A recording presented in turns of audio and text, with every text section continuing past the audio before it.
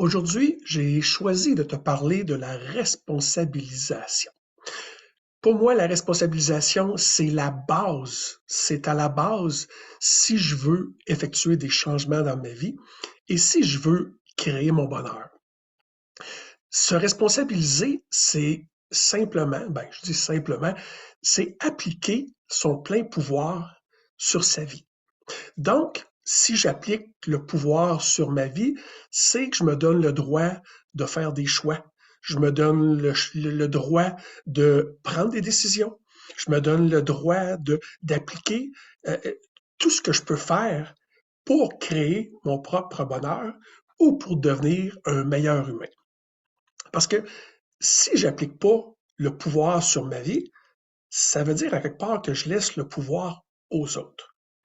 Et si je laisse le pouvoir aux autres, ça se peut fort bien, plus souvent qu'autrement, je vais être déçu, je vais être frustré et je vais me sentir victime. Parce que, oui, il y a des gens qui sont toujours, en quelque part, prêts à nous aider, mais souvent, ils vont le faire à partir de leurs propres besoins à eux, ou ils vont se baser sur ce qui est important pour eux pour décider ce qui est important pour nous. Et c'est là que je dis que, dans le fond, je subis. Et en bout de ligne, oui, ça peut me créer des frustrations, des déceptions. Et à force de toujours laisser la place aux autres, décider pour moi, c'est sûr qu'un jour ou l'autre, je vais avoir l'impression de ne pas être écouté, de ne pas être appuyé, que les autres ne me comprennent pas. Et là, j'entre dans une game de victime ou je rentre dans une game de frustration, de colère, et là, ça fonctionne plus. Euh, Souvent, quand ça fonctionne pas à mon goût, si je subis, ben, j'ai la tendance souvent à critiquer ou à chercher qui est le coupable, à chercher un coupable, que ce soit moi ou une autre personne. Si ça fonctionne pas à mon goût, ben là, c'est ça, c'est la faute de ci, c'est la faute de ça. Ou des fois, on va se taper sur la tête. Hein? Ah, j'aurais donc dû faire ci, puis je savais bien, je suis jamais capable, puis je suis bon à rien. Bon, est-ce que ça, c'est la bonne façon de faire? Non. C'est la solution la plus facile, mais c'est pas la meilleure façon parce que ça m'amène aucun résultat positif. Hein? À force de me taper sur la tête, tout ce que je fais, c'est que je me dévalorise.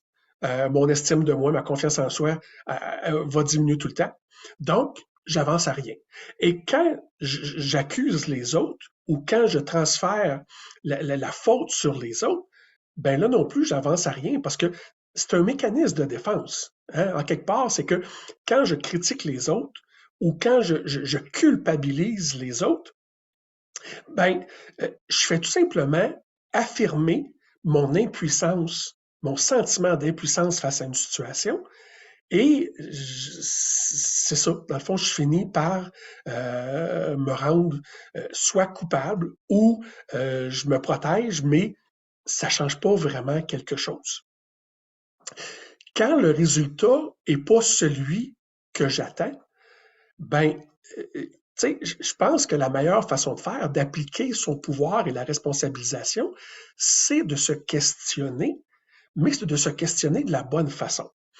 C'est loin d'être facile, hein, mais de se questionner de façon objective. Qu'est-ce que j'ai à apprendre dans la situation quand ça donne pas le résultat que je voulais? Je me pose la question, est-ce que j'ai laissé trop de pouvoir aux autres? Est-ce que j'ai pris ma place? Est-ce que j'ai appliqué les bonnes méthodes? Est-ce qu'il y a quelque chose que je peux changer pour arriver au résultat voulu ou à de meilleurs résultats? Parce qu'il n'y a personne de parfait dans la vie. Hein? Ça nous arrive tous de faire des erreurs, de ne pas réussir du premier coup, mais souvent, justement, c'est là où quand on réussit pas du premier coup ou quand ça donne pas le résultat qu'on veut, qu'on tombe dans la culpabilisation ou dans la critique, que ce soit envers soi ou envers les autres. Et comme je le disais, souvent, ça nous amène pas à de grands résultats. Donc, l'importance d'appliquer le pouvoir sur notre vie, déjà en se questionnant objectivement, sans jugement, ben, puis ça se peut qu'on soit pas capable de régler la difficulté, la situation en question. Mais en me questionnant, en me responsabilisant, ben, j'aurai au moins la possibilité et possiblement la force de dire, OK, moi, je ne peux pas, mais il y a quelqu'un d'autre qui peut m'aider.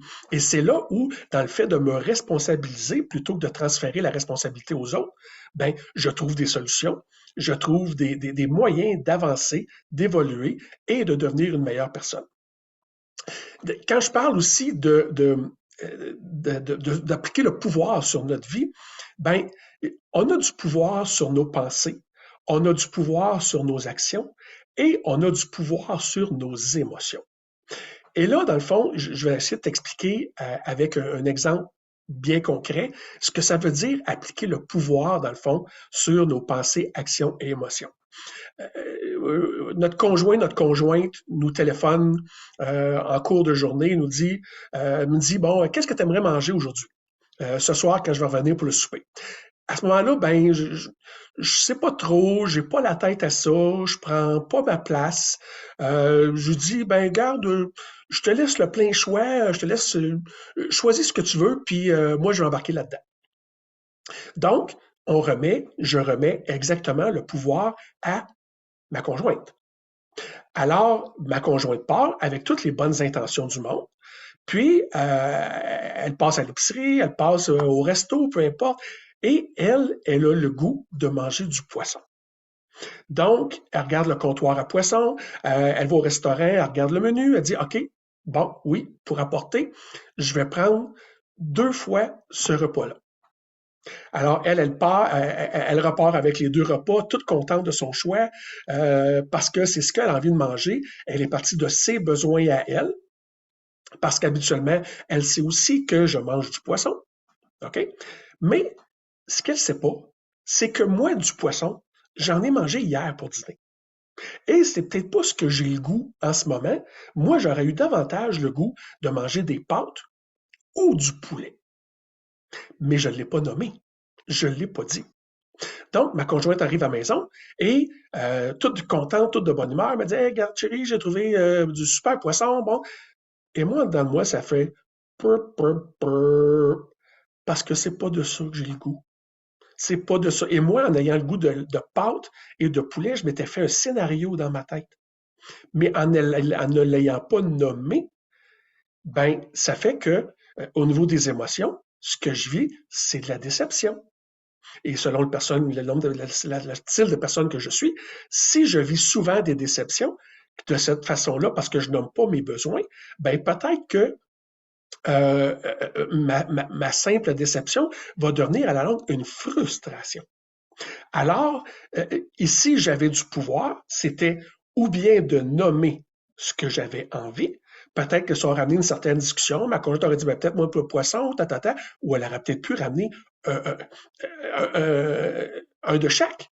Elle aurait peut-être pu choisir le poisson, et moi, j'aurais pu à ce moment-là choisir le poulet ou les pâtes, et tous les deux, on aurait été satisfaits. Donc, au niveau de mes pensées, ben oui, moi j'ai pensé à telle chose, OK, moi j'ai envie de, mais au niveau de l'action, en n'appliquant pas mon pouvoir et en le nommant, ou en allant tout simplement le chercher directement, moi, à l'épicerie, ben ça fait que mes frustrations, je suis frustré, je suis déçu. Donc, c'est un peu de cette façon-là où on a du pouvoir sur nos pensées, on a du pouvoir sur nos actions, et de cette façon-là, ben, par la force des choses, en appliquant nos pensées et nos actions, ben, ça crée habituellement des émotions positives aussi. Et ça, à la longue, ben, ça fait qu'on se renforce, qu'on devient une meilleure personne, qu'on devient plus satisfait, ou encore qu'on est déçu et qu'on vit de la frustration. Donc, c'est de ce côté-là, dans le fond, que je dis qu'on a du pouvoir sur notre vie et qu'on peut appliquer le pouvoir sur notre vie. C'est sûr que là, je te donne un exemple qui est relativement simple, mais dans le fond, c'est souvent le genre d'exemple où, tu sais, il y a des choix qu'on a à faire, il y a des actions qu'on a à poser qui sont plus complexes et plus difficiles que celles-là, mais je voulais juste te permettre de bien comprendre où je voulais en venir. Et il faut se souvenir que intérieurement, c'est souvent par la répétition ou par l'intensité des émotions que on développe certains aspects de notre personnalité et que notre cerveau enregistre des façons d'être et des façons de faire. Donc, si je nomme jamais ce que je pense et si je ne nomme jamais mes besoins, ben à la longue, à force d'être déçu, ben la déception grossit et devient une frustration et la frustration peut finir par grossir et à un moment donné, ça va finir en colère. Alors qu'à l'inverse, si je prends l'habitude de nommer mes besoins, et d'agir en fonction de mes besoins, ben, dans le fond, à la longue, ce que je vais développer, c'est quand je réponds à mes besoins, je suis satisfait, je suis heureux et ça va bien. Donc, il y a place à réflexion de ce côté-là. Et c'est ce qui fait souvent la différence entre appliquer son pouvoir, ne pas l'appliquer, et être heureux, devenir une meilleure personne ou être déçu et frustré. Il faut se souvenir que dans la vie, si j'applique pas le pouvoir que j'ai sur ma vie, ça veut dire que je laisse les autres appliquer le pouvoir pour moi.